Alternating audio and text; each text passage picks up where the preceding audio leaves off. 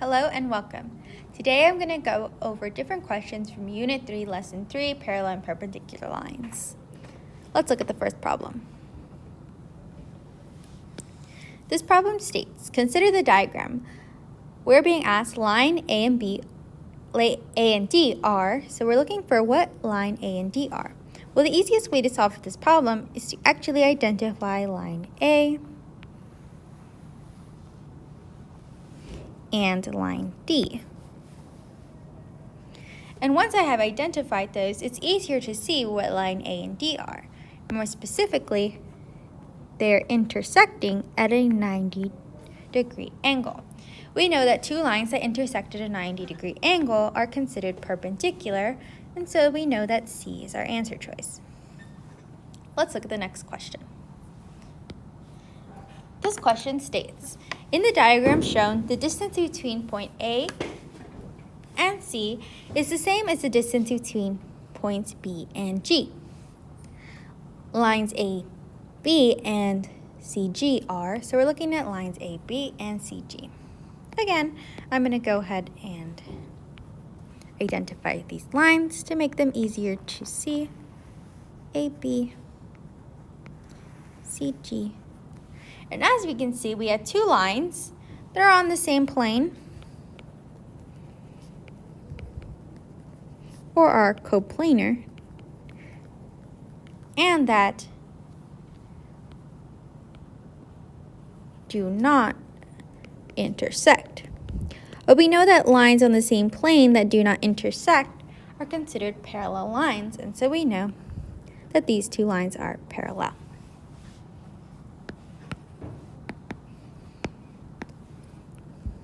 Let's look at the next problem. This problem again asks us to consider the diagram and identify what line AC and RS are. So I'll look at line AC and line RS.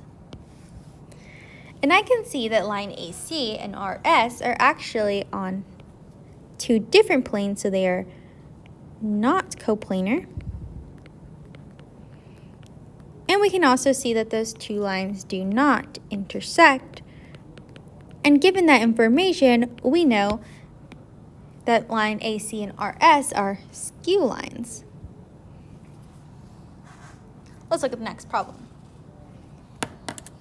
This problem says, Janelle says that lines L and M are skew lines. Is Janelle correct? Well, again, we want to identify line L and line M. And we want to identify what it means to be a skew line. To be a skew line, you cannot be coplanar, and you cannot intersect. And so we can see that line M and L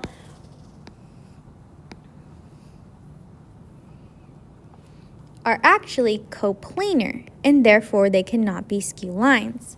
They are on the same plane, specifically plane A. And so we want to identify which answer choice says that line L and M are not skew lines because they are on the same plane. And that is answer choice C. No, because the lines are in the same plane. Let's look at the next answer choice. Or the next question, sorry. This question states, plane Q and R are parallel. Lines A and B are shown on the plane Q and R, respectively. Which statement is true about lines A and B? Well, as we can see, lines A and B are not coplanar.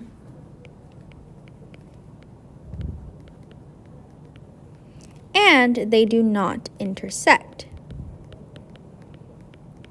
Well, lines that are not coplanar and do not intersect are known as skew lines.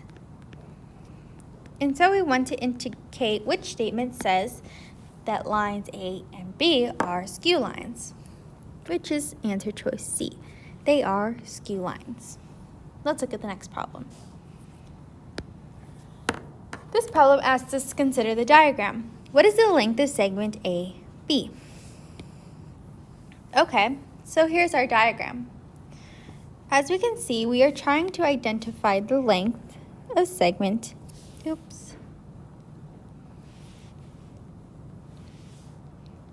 We are trying to identify the length of segment A and B.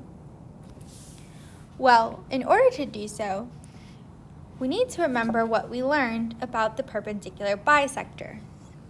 Our perpendicular bisector in this case is L. L cuts the line segment AC and bisects it, creating two equal halves. So if we know that BC is equal to 9, as indicated here, it's reasonable to assume that AB is also equal to 9. Therefore, our answer choice is B, 9. Let's look at the next problem.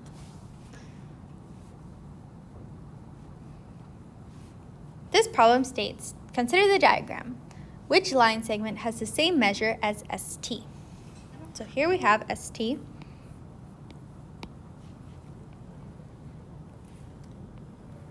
And we're being asked to identify which of these line segments has the same measure as ST. Well, we've learned that L is our perpendicular bisector, which splits RT into two equal halves, specifically RX and XT. But by the converse of the perpendicular bisector theorem, we know that if we have 2 points which are equidistant from a point, specifically point S, well then those 2 points must be the same. So the point or the line segment that has the same measures as ST is SR, per the converse of the perpendicular bisector theorem. Let's look at the next problem. This problem states, in the diagram, the length of the segment TQ is 40 units. What is the length of QV? So we've been told that TQ, which I'll mark in blue, is equal to 40 units. So we're being asked to solve for QV. Well, there's a lot of relationships that we have to get down first, and that is that QV is actually equivalent or equal to, congruent to, SV. So that would mean that QV is equal to 3x minus 4. Okay, but we still have to solve for x. And how do we solve for x? Well, we can also solve for x by solving for x for ST. The x will be the same in both instances, and x will help us solve for both measures. Well, we also know that ST is congruent to TQ, right? And we know that ST is 2x plus 8, and TQ is equal to 40. Well, knowing that these are congruent, we can use this equation to solve for x. The way we would do that is subtract 8 on both sides. 2x is equal to 32. Divide by 2 on both sides. 32 divided by 2, x equals to 16. Well, now I know that x is equal to 16. I can plug this x into this equation to solve for QV. So I'll take 3, 16 minus 4. 3 times 16 equals 48. Minus 4 equals 44. So QV is equal to 44 degrees, or 44 units, which is answer choice D.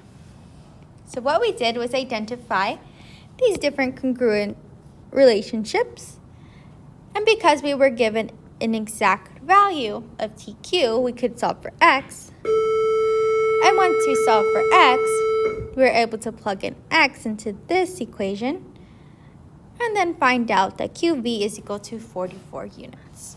Let's look at the next problem.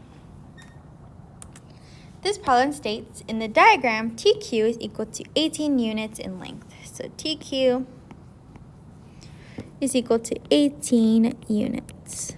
And here we have TQ. Okay, but we're being asked to solve what is the length of RS.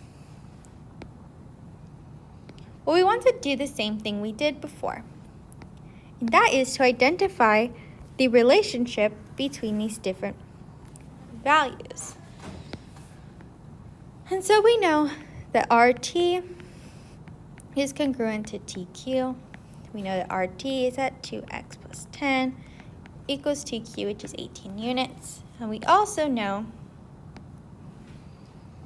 that RS is equivalent to SQ, and RS is equal to 9x minus 11, because they are equivalent.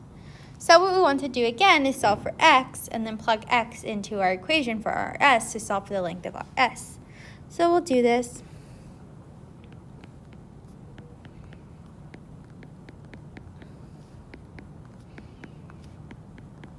X is equal to 4.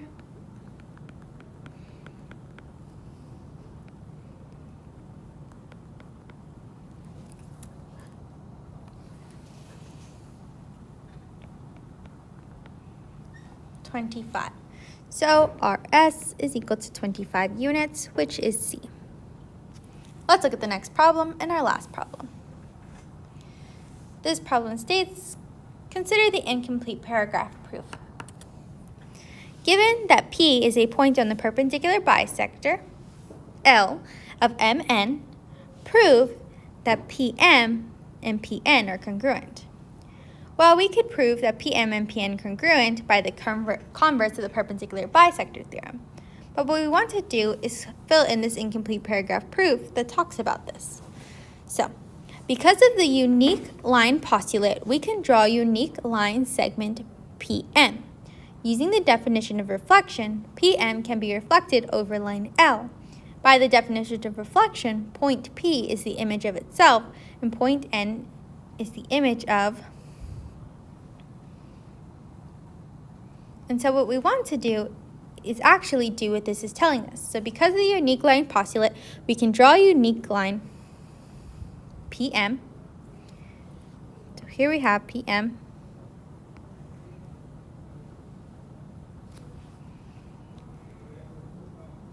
PM can be reflected over line L. So if we reflect it over line L, what we're actually going to get at is a line that now looks like this.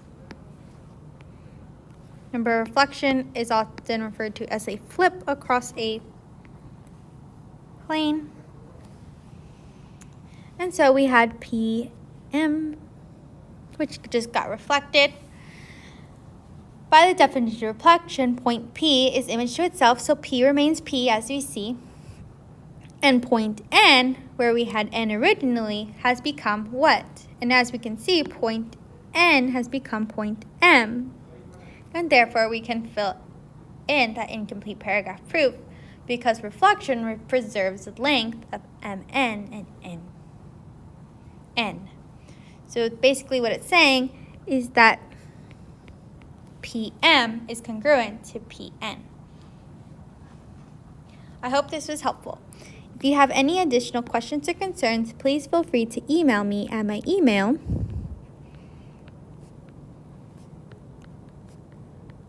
I am here to help, so please reach out if you are confused about anything thus far.